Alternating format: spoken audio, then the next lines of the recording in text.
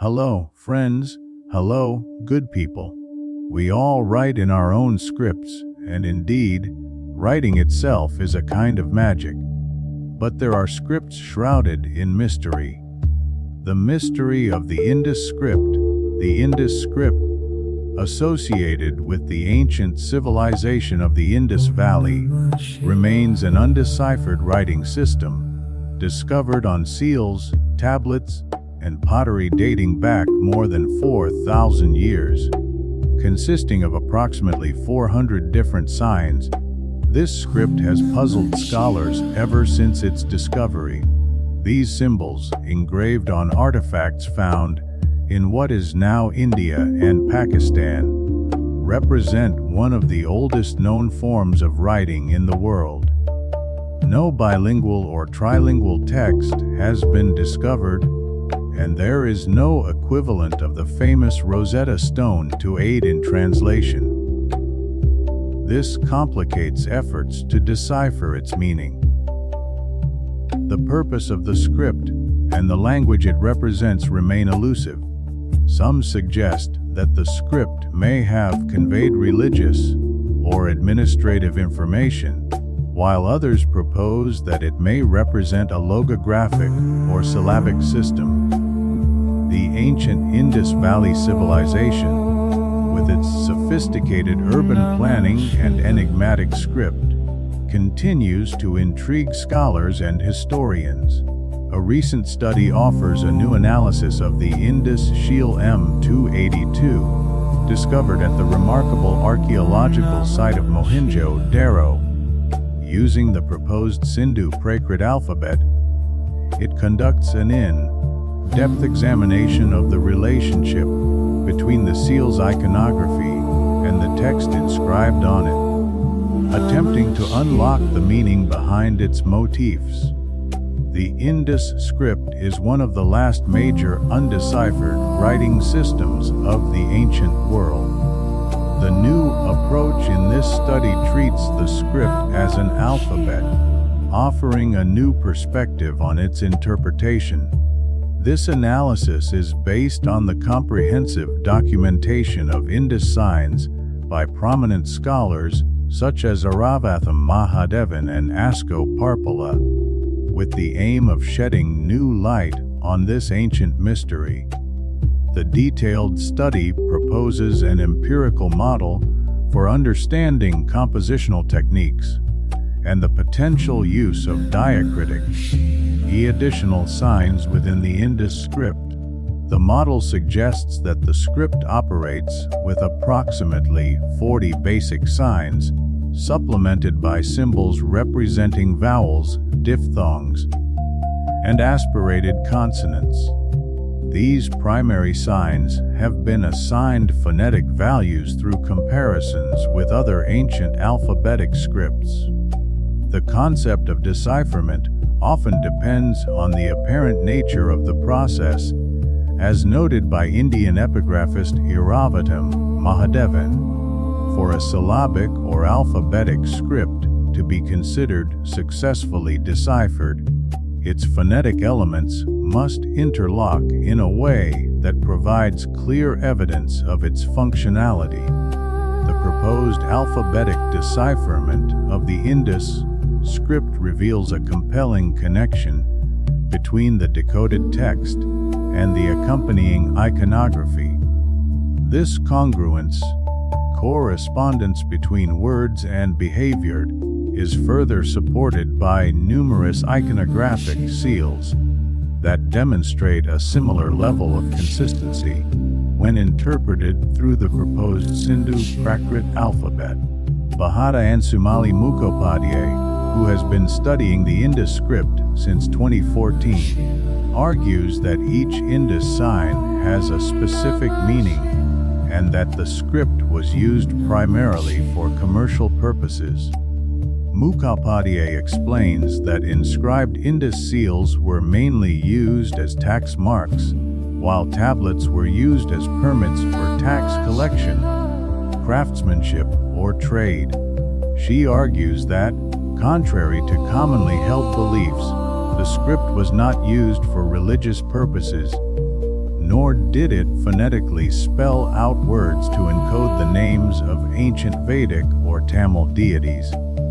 Any such attempt to decipher the Indus script is essentially mistaken, she suggests.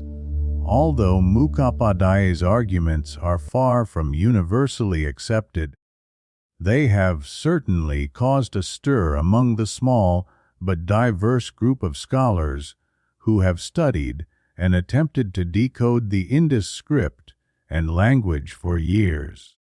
The question of the language underlying the Indus script is, once again, something on which scholars cannot agree.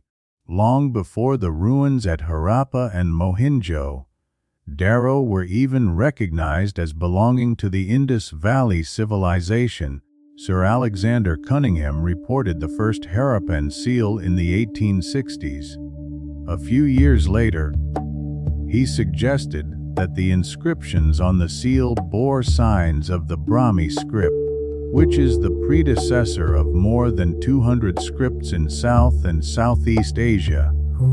Following Cunningham, several other scholars also argued in favor of connecting the Indus script with Brahmi. Epigrapher Asko Parpola, an honorary professor at the University of Helsinki, disagrees with this hypothesis. The Brahmi script emerged on the basis of the Aramaic script used in the Persian Empire, he says. He explains that it was an alphabetic script brought to the Indus Valley by bureaucrats of the Persian Empire around 500 BC, and that the Brahmi script was further influenced by the Greek script brought to India by Alexander the Great in 326 BC. Therefore, it could not have had anything to do with the Indus script, given that the civilization had disappeared long before that. There have also been attempts by several scholars to connect the Indus script with Sanskrit. The most notable voice in this regard is that of archaeologist Shikaripura R. Rao on 1922-2013. Who is credited with discovering some very important Harappan sites, including the port city of Lothal. Rao's argument has been regarded by several scholars as a product of ideological bias.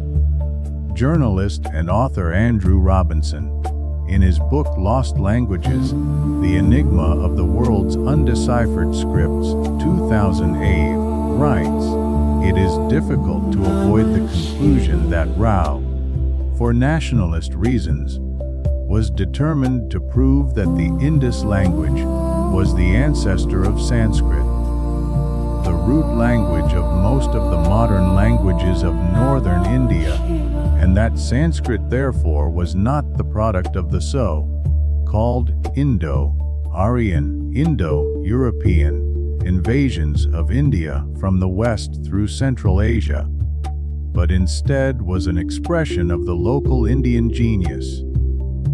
There is archaeological evidence suggesting that the Aryans arrived in the Indus Valley only during the second millennium BC, which was after the Indus Valley Civilization.